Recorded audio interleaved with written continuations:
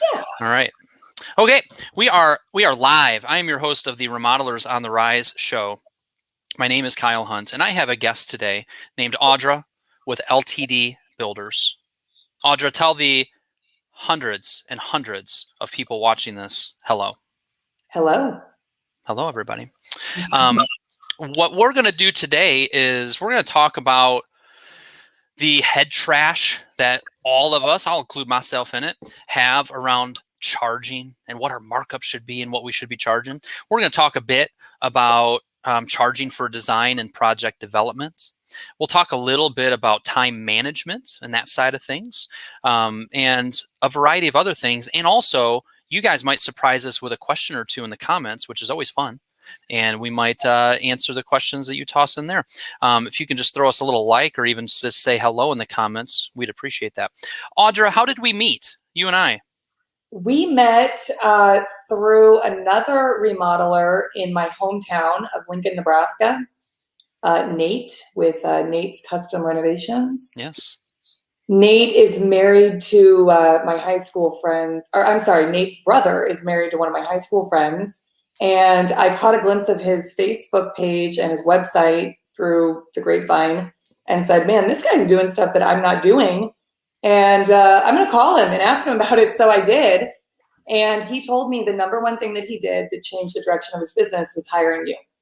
He had met you at a remodeling. I think yeah. it was at the Remodeler show years ago. Yeah. Yeah. And he said it was like 5 years ago. And he said, but I hired Kyle, and that changed everything. And that would be my number one recommendation to you, is you get in touch with him. And did he say it changed his life? He said it changed his business. Oh, okay. maybe I'm being a little dramatic there. Yeah. I'm sure it changed his life. Oh, I'm sure too. No. His business grew faster and differently than mine has. Yeah, and Nate's a long time client, and we've done a lot of work around the marketing and the messaging and the sales process and his numbers. And do you remember when you went to his website or when you started looking at some of his marketing? What were a couple of things that stood out that you? Definitely the detailed process of exactly how they do things and what to expect in different meetings and that kind of thing. He has like a 9-point promise of like the branding promise of how they do, how they do things, which is everything that any client wants to hear. And then I also really liked how he had some of the ballpark pricing on like how much does it cost to do a project, because that initial sticker shock is a huge problem for all of us, I think. And so I was like, this is great that you just put it right out there. Like, if you want to come to me and do your kitchen, it's going to cost somewhere between, $65,000 and $85,000. And then you anyone who's researched you already has that information. Right. Now we've got that out there. So it's interesting. A couple of things that stood out to you is one, very clear. This is how we work, our process. And you guys have heard me share this before, and I just continue to encourage. Embrace your process. Get it written down clearly of step 1, step 2, step 3. Whether you charge for design and development or not, write it out. But certainly, if you charge for design and development, but you offer a free estimate, you offer a free conversation, sometimes a free time in their house to do a job site visit. And then based on my years of experience, based on the project that you're describing, your project's going to range anywhere from to and then, to get more details, we charge X amount for design and project development. Here's how that works. When you have it on your website, when I'm a prospect that sees that, I'm already starting to understand it. When I talk to you on the initial phone call, well, let me tell you how we work.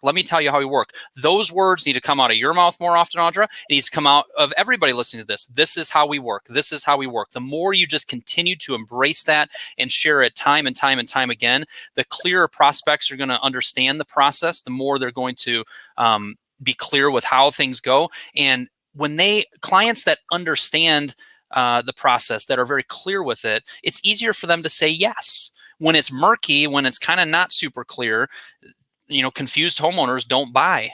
And also your difference and your process is often a very strong differentiator as well. The majority of remodelers do not have their process written out, do not have an Our Process page on their website. So it's also a point of differentiation and something that can help you build know, like, and trust. I'll add one more thing. Good marketing attracts the right clients and it repels the wrong clients. If I am somebody that I go to your website and I see an how much page and I'm looking for that $12,000 bathroom and I see, why, your bathrooms range from 30,000 to 50,000? Ugh. And I click off. Well, guess what? I just saved myself some time and some headaches. But if I'm a realistic client and I'm like, that's maybe a little more than I thought, but no, I like their process and they got do design, it's going to attract the right client. Okay, cool. So that's how we met. And then you and I talked, and we just started 2 weeks ago doing some one-on-one coaching together. So we're 2 meetings in, and it's going well. We're hitting on a lot of different topics. So when I posted, or when Bailey posted the other day, does anybody want to be a guest on the Remodelers on the Rise show? You raised your hand. This is a interesting one where I kind of have a feel for your business and we're getting to know each other. And hopefully by going through a few of these topics today, it'll help others that are watching this. So you had something this morning that happened, maybe a little strategic sales thing that you did. I thought that would be a good thing for you to share. Tell them what's up with that. So I ended up getting a signed contract this morning, and I've been working with this lady for, I don't know, a month probably from the initial meeting, went back and forth on adding scope, changing things, sent a proposal. Oh yeah, and they're getting ready to leave to go up north for the summer, and they want us to do the job while they're gone. And so she's kind of been sitting on the fence. Like, I know she's going to go with us. I know that this is happening, but I just haven't been able to get her to do anything.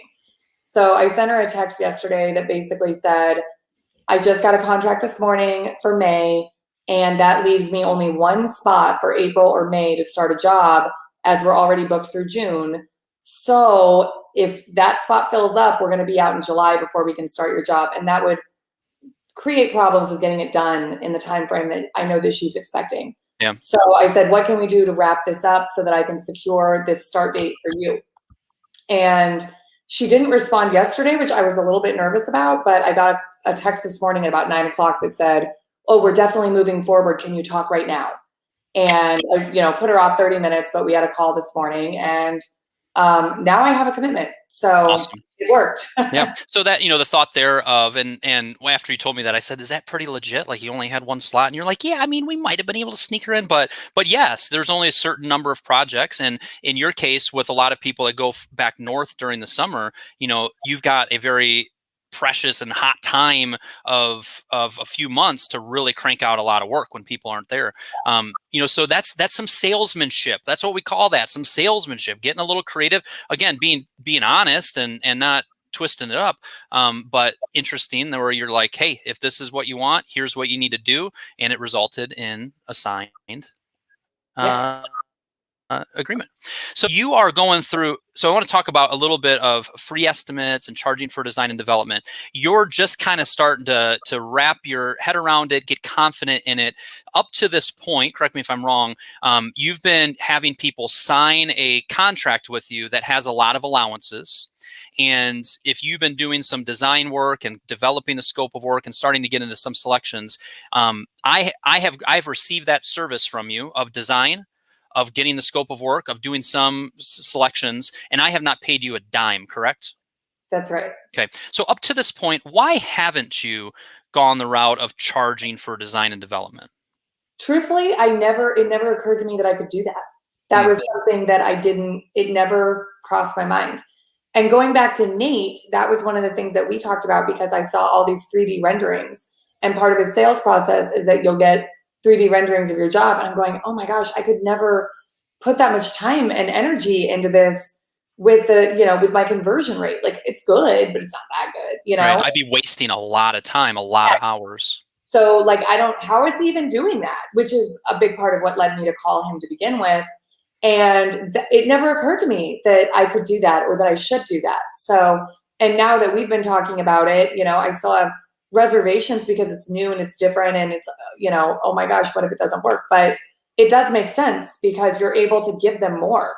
And I see that with the clients I'm working with now, as we're kind of experimenting with this. I've been doing some of that free design work and they love it. They love being able to see the plans and see the scans and you know, this is what it's going to look like. Yeah. So a couple things that I'll share.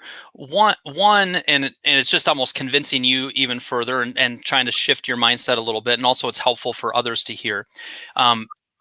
When you are not charging for design and project development, there's only so much time that you're able to devote to each project, right? If I'm a prospect and you come out to my home and you say, well, you know, what we can do for this kitchen next is I can put some designs together and I can start to create a scope of work. I'll bring in some of my trade partners to give me some quotes, and, you know, we'll have some allowances and And if you say, you know, we can do that as a next step and you're not charging a penny for that, do you know what I'm going to say as a prospect? Sounds wonderful. That sounds great. Thank you so much. You're not going to get anybody that says no to that. Like, sure, we'd love to see some designs. When you start to and what that does is you can only go in so much detail with all of those people, right? You can't get into the detailed scope of work. You can't lead them through the selection process. And when we sign contracts that have a lot of allowances attached to them, what ends up happening during the production phase? What have you experienced, or what? Hello, whoever. Who was that? Housekeeper. Oh, housekeeper. Cool. Rock and roll. Is everything clean? Everything's tidy? Everything's good? Now, yes. Okay. By the way, if you're a busy remodeler and you're a busy person in general, sometimes making an investment in a housekeeper to help tidy things up and clean things up is a wonderful thing. As a Midwestern woman, it was hard for me to cross that bridge. Best thing I ever did. Oh, kind of like charging for design and development. Once you cross the bridge, you don't go back. Okay, fair enough. But when I sign a contract and there's a bunch of allowances, things still to be decided, you know, we're getting ready to start the project up. What happens during the production phase more times than not? There's changes, and it gets complicated. The price changes, the scope changes. Now we have a scope of work, and then we have change orders and selections and whatever, and trying to keep all of that straight becomes really and I'm making more last minute decisions. By the way, our supply chain and material delays have never been, you know, worse than they are right now. So we're making all these delays. When we sign a contract with a bunch of allowances, it is complicating the job. There is much more potential for the project to balloon into a higher price range than what the client was originally thinking. There's going to be more delays. There's going to be more surprises. And a lot of times the project will come in over budgets, certainly. And then also the schedule will usually be affected. And especially where you're at, the schedule it's always important to keep it on schedule, but even more so with where you're at down south. So, you know, we see the ramifications of not doing more in-depth design and project development. It leads to a bumpier road.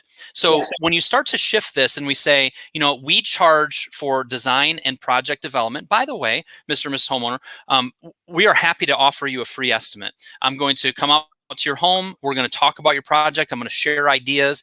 And then based on my years of experience and based on the project we're looking at and me thinking about other projects that we've done that are similar in size and scope, I'll be able to give you a ballpark range. And your project, this ballpark range is going to be anywhere from 120,000 to 90,000.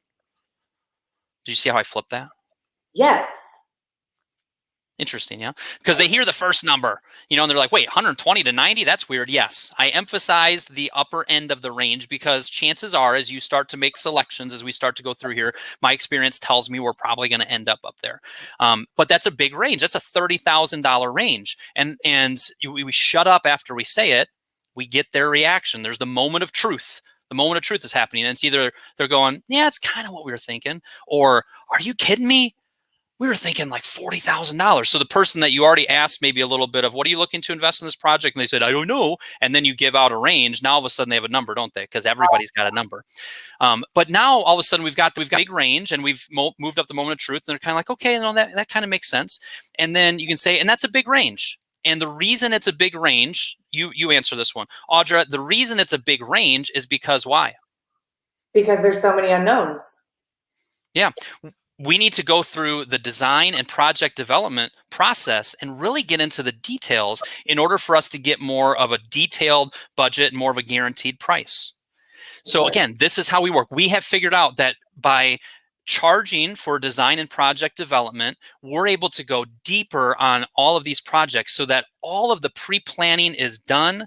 We'd hate allowances. We don't want allowances on your project. We want you to have all your selections made. And before a hammer ever hits the job site, everything has been decided. It's going to lead to a project that is smoother, more enjoyable for everyone involved, and on budget and on time.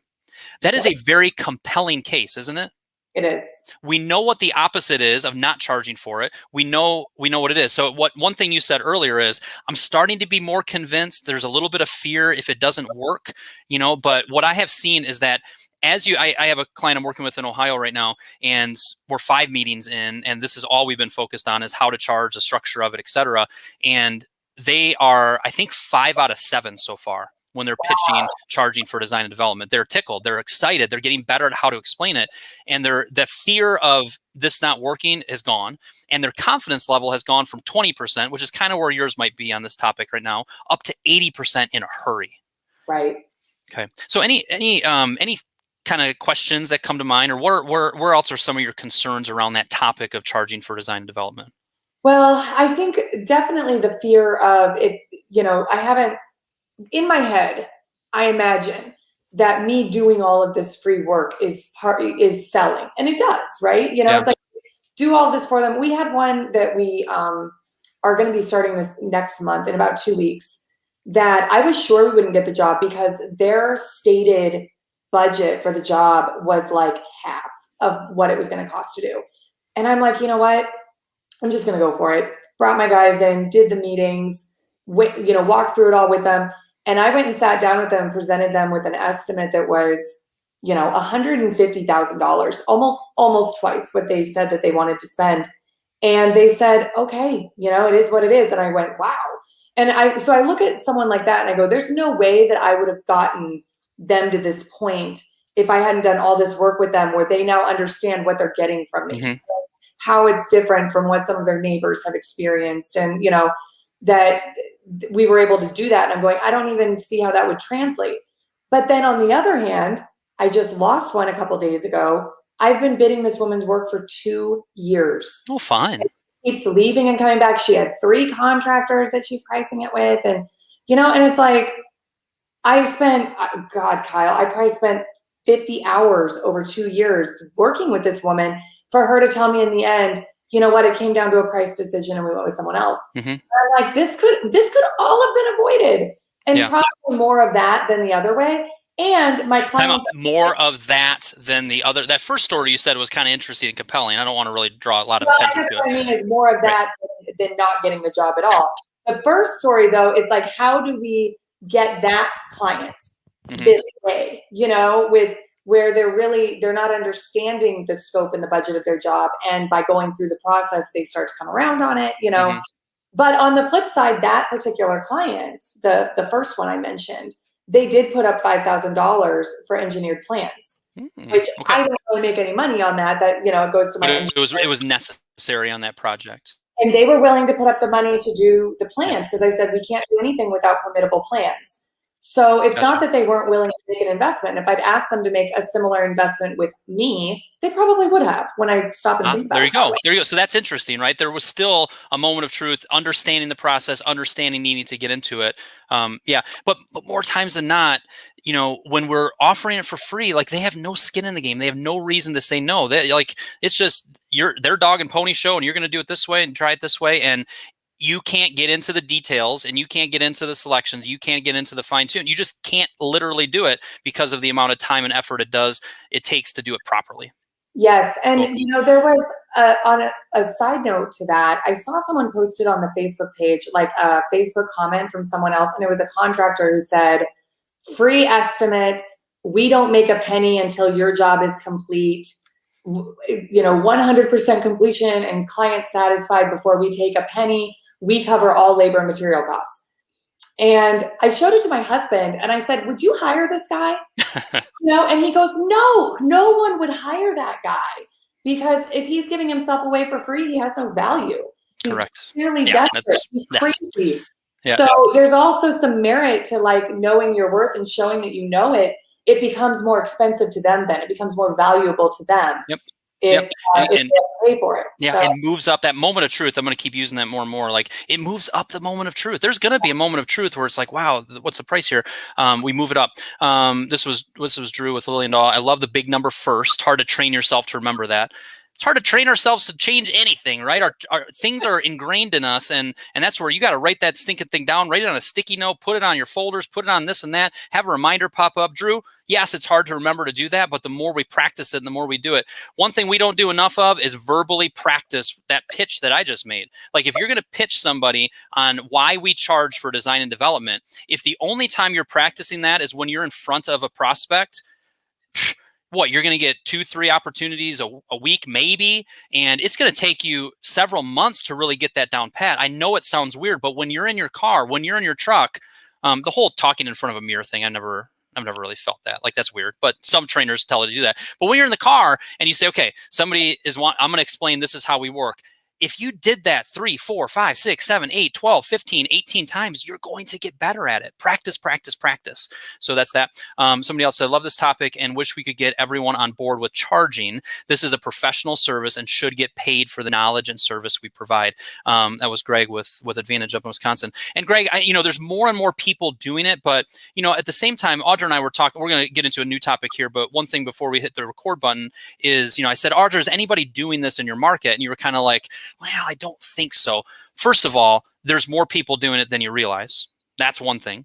And second of all, the caliber of client that you're going after, your competitors up there are definitely doing it. If you're competing against a little bit more of the riffraff, so you're also, just from our conversations, moving up in caliber of client and putting yourself in that echelon. And Greg, and for Audra to hear, and anybody else, it's a point of difference. If I'm somebody that says, we charge for design and development, I give them that compelling reason, and it's based on upfront planning, all the selections done before a hammer ever hits the job site. We want this project to be smooth and on schedule, on budget. And the only way to do that is to go into detailed design and development. They might not get it at first, but if they're talking to 2 or 3 other people, and those people are like, yeah, we do a lot of allowances, and yeah, we do this, you're going to be different. And sometimes, yes, people say, oh, I want to talk to some other people. And then you get a lovely call a couple of weeks later that says, we're actually interested in moving forward with design and development. That's a beautiful call. And then other times they don't call and they end up signing a contract with a ton of allowances and not thought out design, and it's going to be a mess. Why do you think there's so many core crappy stories in the remodeling industry? It's because they're signing contracts with all of these unforeseens. There's all kinds of change orders, and it's a mess. So I think we're moving the industry closer to that, and we just got to keep understanding on why we do it. One thing on that topic, yes. Kyle, we see a lot down here is contractors giving clients proposals that don't include finishes at all. Whew. And I see it all the time. I would say probably 75% of my clients are showing me competitive bids that are done that way.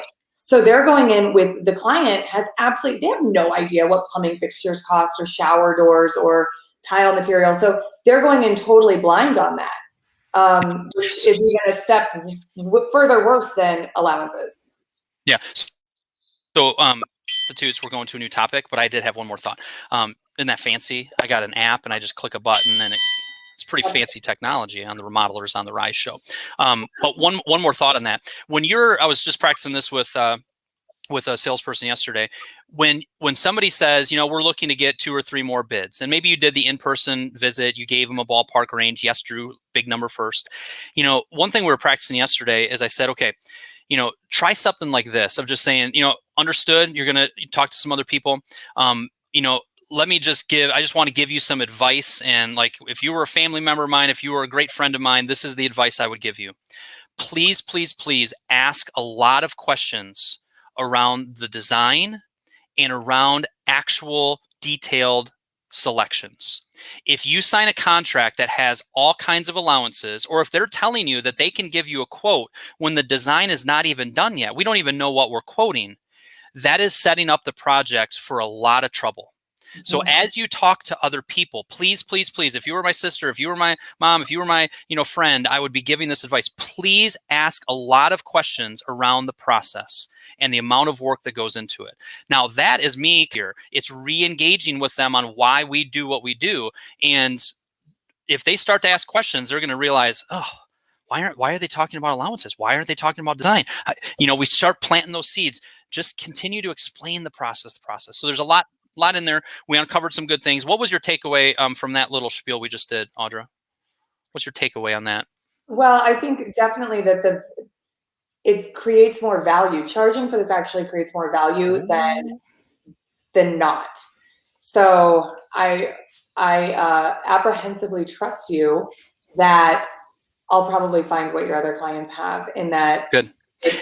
And trust Nate. Nate's done it. Trust trust Drew, trust Greg, even the people on here. Like type on Remodeler Circle community, guys and gals, like, I'm getting ready to start charging for design and development, and I'm scared that it's going to backfire. Give me some confidence that this is going to work. You're going to see and so much of it is just confidence. All right.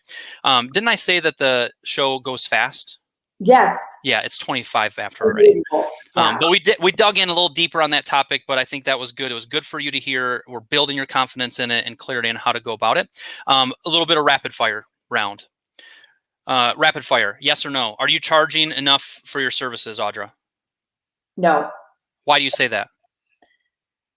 Confidence. Confidence is the number one. Yeah. Okay. So confidence just being like, you know what? You said earlier you signed one recently, and you said, tell that quick story. The one that I signed this morning, that immediately when I put like a deadline on it, they were like, okay, cool. Price was not even a topic of this conversation. They had some scope questions that they wanted clarified. I cut my markup because in my head, the number looked too high. And I was like, they're never going to agree to this. We had a number earlier, then they added a bunch of scope. It was a revision. I was like, it's just too much. She's going to think it's too much. So I took like $5,000 off. Just because emotionally you looked at the number and said, it just seems like too much, cut. Yes. You don't know if they're making $675,000 a year. You don't know if they got an inheritance of $2.6 million and they're sitting on stuff. You don't know if they don't have the money, right? Nope. But we get, Jeff Ford wrote this. I've heard other people say it, of like, we cannot get emotional about our estimating. Our estimating is what it is. We charge what we charge. When we think about what we need to charge, we need to ground that in actually running the numbers to understand, if I do X amount of sales and I have X amount of overhead expenses and I'm looking for this net profit, boom, that's what my markup needs to be. There's a calculation there. And when we know what we actually need to be charging, when we're watching our job costing to make sure there's not slippage, we can be more confident in, I charge that in order to run a smooth, profitable business. And then when you look at that number, you're not getting like, oh, it just looks high. It looks high. And then we got the emotion of, oh, I need to keep us busy and this might not go forward. We need to charge what we need to charge to run a profitable business. And your answer to that is probably half, if not 80% of the battle. Being confident to say, doggone it, I'm worth it. We're worth every penny. These people are getting a steal for this. And I'm going to present this with confidence and clarity and put it in front of them. And add 5%. You gave me good perspective on that too. And the objective is that we have an appropriate markup with the goal in mind being to net an 8% profit for this business. That's an honest number and it's an honest goal. And it makes me, I always looked at the markup as like what we're making. We're not making that. We are not making that markup. Like that's not the, so when I look at it differently, that, this is what it needs to be in order for my company to net an 8% profit. That's an honest number that I can get behind and feel confident and not feel greedy, needing what we need in order to do that and to give them a good experience. Bingo. Greg said, just be confident and it will fall into place. It will be the best thing you ever implement into your business, as it makes everything else so much easier. You work less, charge more, and make more. Somebody else said, no more free work. A lawyer or accountant wouldn't work for free. Darn right. This part down here, it's interesting. The whole, it'll be the best thing you ever implemented into your business. I've been coaching remodelers for going on 13 years now. And, when I look at what I teach, yes, staying in touch with your previous clients, super important. By the way, if you're not doing that, go to remodelersautopilot.com. You can try that nice, beautiful program for $1. See how I do that?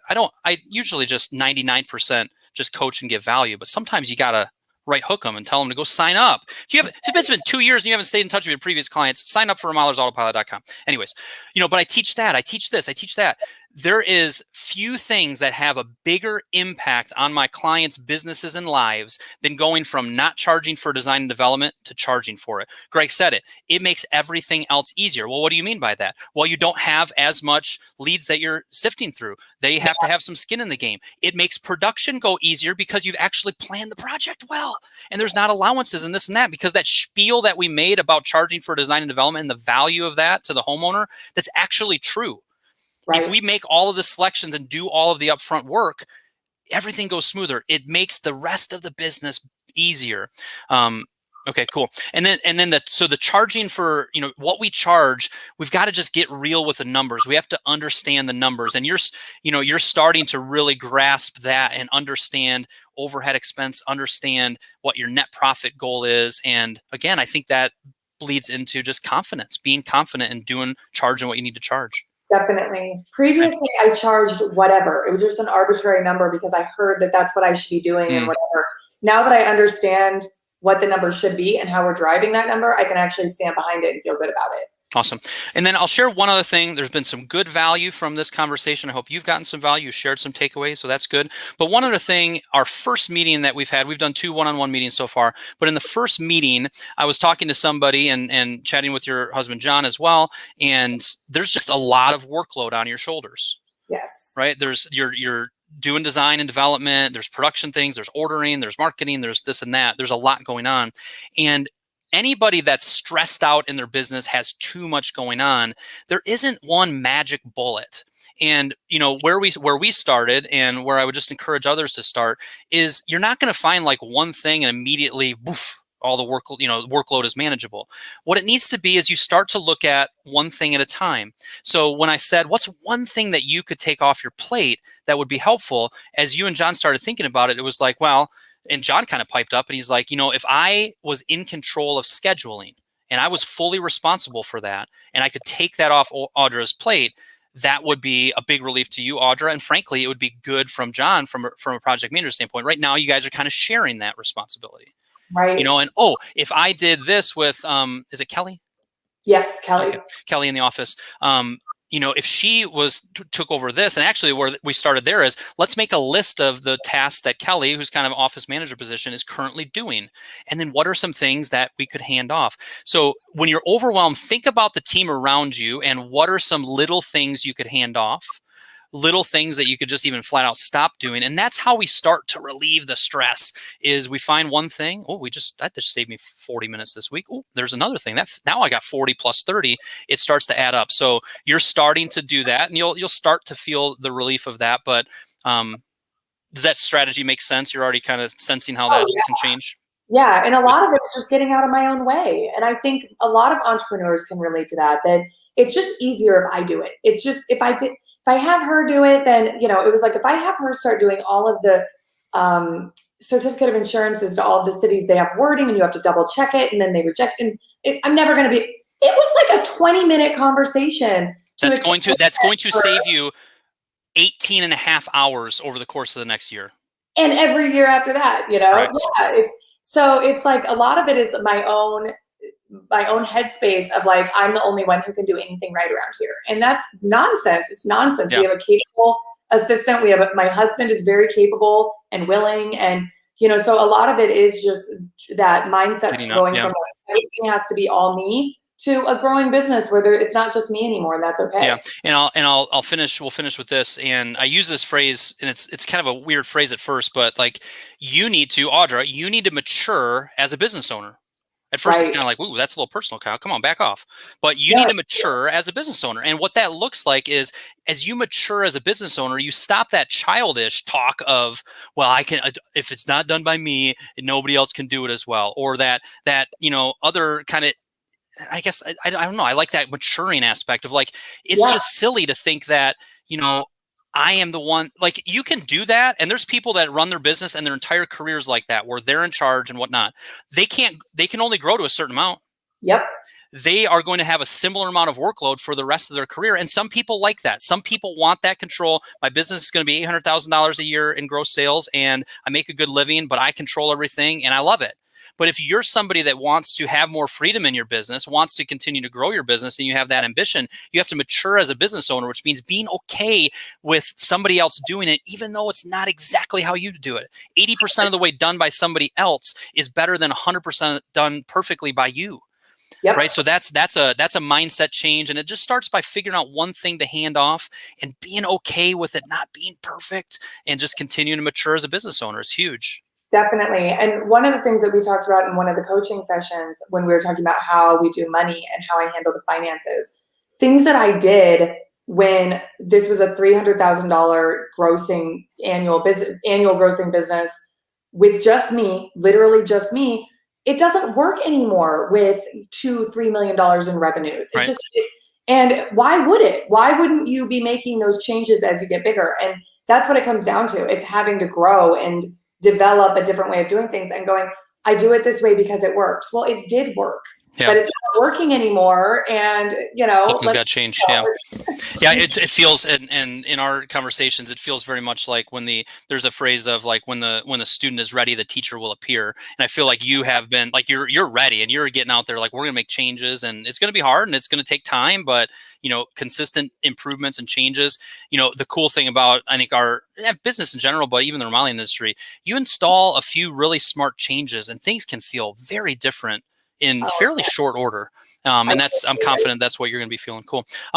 So if you can share one final takeaway from our talk today, and then anybody watching this, whether live or the recording, what's a takeaway that you have had from today's show? You go ahead and share one, and then we'll see if anybody else types it in, and then I'll share one. Okay. Well, this is a little bit repetitive, but I'm going to go back to not giving ourselves away for free, my time or my talent for that matter. And I think that's, like I said, with the lady that I bid her job for 2 years and then didn't get it, like that. Keep that front of mind. Keep the pain and frustration and flat out anger of that, of going, ugh. That's the worst part, is I let that happen and I set it up to happen. Yep. What should have happened. So. My takeaway is practice. If you need to continue to practice how you present that spiel. And just practice it. It's in the tone. It's in the pausing. It's in, that just runs on too long. How do I shorten that up? And everybody can do it, but that's salesmanship. That's practice. That is honing your key message and convincing them of why you charge for design and development the best way possible. And if you do that more and more and more, in front of the mirror and in your truck, practicing with somebody else on the team, we call it batting practice, coaching, etc., you can't help but get better. And the better you get at it, the more success you're going to have with it. So that's my big takeaway, is that reminder that we don't practice enough. Cool. And somebody said confidence. People feed on that. People can sense that. Yes. And confidence, I've talked about that over the last 6 months. It's come up a lot, where it's like this intangible. How do you teach confidence? As a business coach, how do you teach confidence?